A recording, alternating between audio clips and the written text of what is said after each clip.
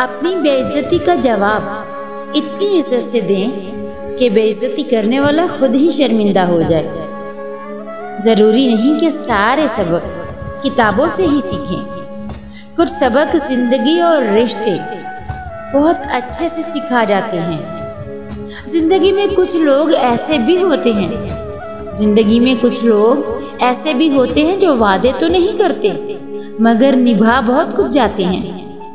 ज़िंदगी हमेशा कुछ नया दिखाएगी, कभी हंसाएगी कभी रुलाएगी।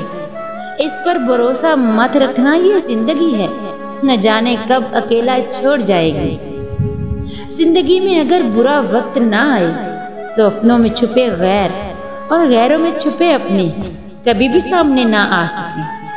हर लिखी हुई बात को हर पढ़ने वाला नहीं पढ़ सकता, क्योंकि लिखने वाला एहसास लिखता है और पढ़ने वाला सिर्फ अल्फाज पढ़ता है।